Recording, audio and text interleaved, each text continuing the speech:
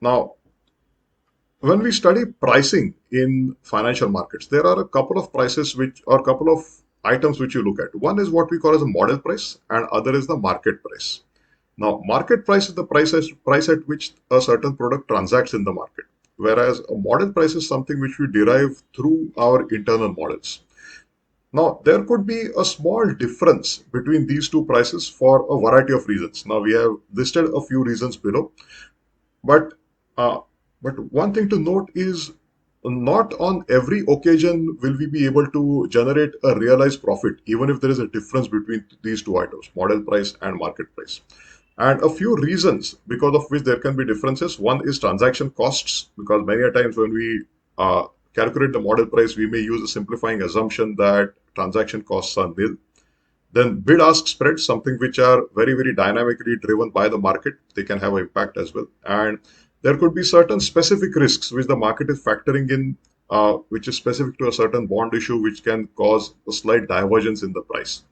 So at times, you may observe differences between the model and market price, or maybe if your model assumptions are such that maybe zero transaction costs or borrowing and lending can be done at zero rates, etc., or at a no cost, then naturally there will be some divergence between market and a model price. But the point you have to remember is not every opportunity whereby you observe a difference between model and market price is something which you can capitalize. So when we say capitalize, it may not be possible to realize a profit every time. So so that's what happens when you are trying to compare a theoretical price with the market price. So we'll assume that the law of one price holds. That is, we'll assume that no arbitrage prices are quoted, and that's how the market functions.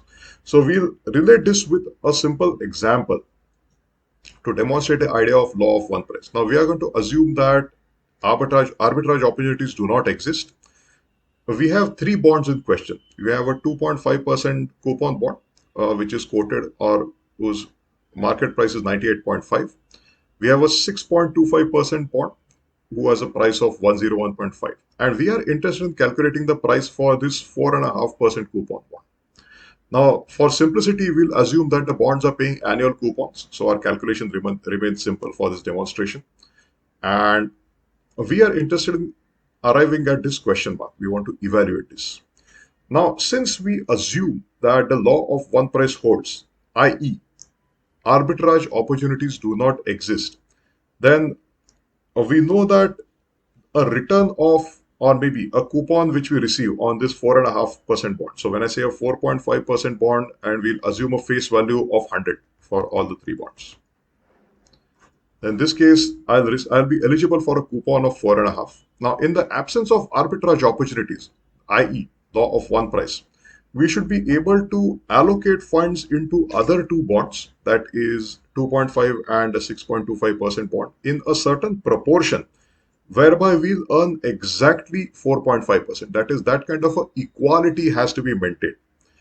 Now, let's say X% is being invested in a 2.5% bond, and naturally 1 minus X% will be invested in the 6.25% bond, because finally X and 1 minus X, they need to sum to 1. So we write a simple relation. So 2.5% into X plus 6.25% into 1 minus X, that is the individual weights which are invested in the two, equal to 4.5%. We solve for this, we get X as 47% and 1 minus X as 53%. That is, the amount to be invested in a 2.5% coupon paying bond is 47% of the quantum, and amount to be invested in the 6.25% bond is 53% of the quantum.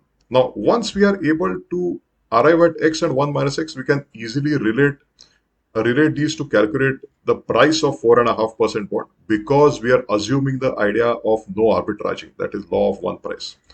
So we have 47%, which is the first weight, into 98.5, which is the price of the 2.5% coupon bond, plus 53%, which is the second weight, into 101.5, which is the price of the 6.25% bond. This gives us 99.761. So this is the price for the 4.5% bond which we have implied from the other available information using the idea of no arbitrage, i.e., assuming the law of one price.